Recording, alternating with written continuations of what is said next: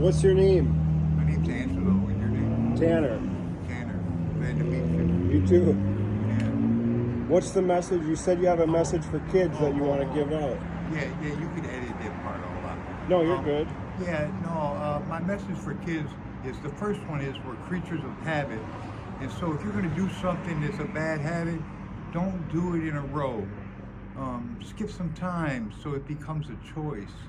Once you create the habit, it's very hard to get rid of the habit. And so this is the first lesson to try to eliminate the addictions that are sort of plaguing our society. The second one is encyclopedia educations, because if you don't know, and therefore you're ignorant of it, you're going to be confused, because we perceive ignorance as confusion. And so being confused, of course, this is where they tell you got a psychological problem, and you do because you don't know.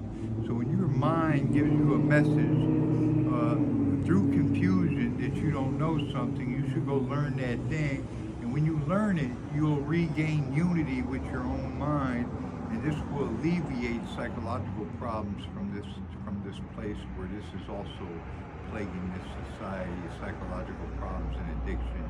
And so these two lessons are sort of necessary. Besides that, the bigger your picture is, the easier it is for God to talk to you.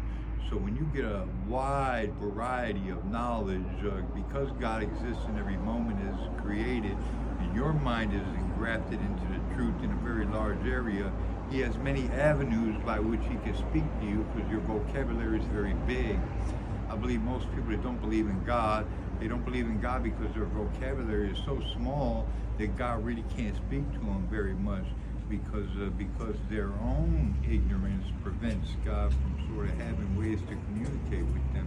And so I think most people don't believe in God. This is why they don't believe in God, is because they don't know enough to really bump into Him everywhere. This is so crazy, because I have an online presence and everything, and that's everything you're saying is literally what I preach. I think we live in a simulation. I think God and the devil are both energy. I think me and you are even energy. And it all comes down to energy, frequency, vibration. Jesus was homeless when He was on the... I've been homeless since I've been 5 years old. Anyway, let me give you this other thing, since you said that. I believe space is God's mind, and we're the product of God's imagination. I'm going to get a little closer so the volume, make sure All right. The volume picks up. I believe space is God's mind, and we're the product of God's imagination. It's God who created all things and then breathed His own spirit into life to control the process of evolution, to create us as minds and hearts capable of living in His image, that image being perfect love and perfect understanding.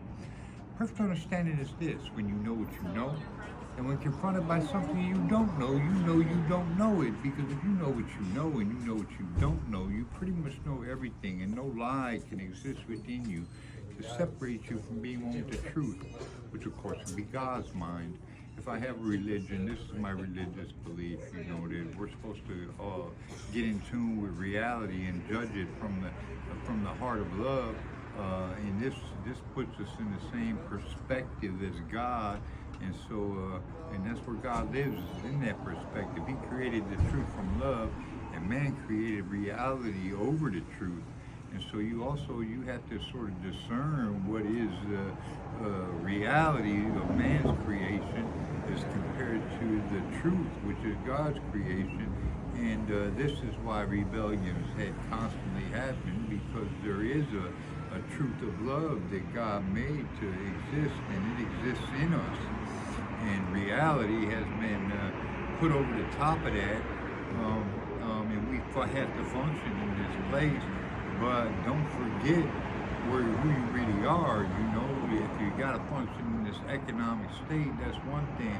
But to forget the love and understanding that you're created to sort of be in God's image and grow in God's image, to lose that is to lose everything.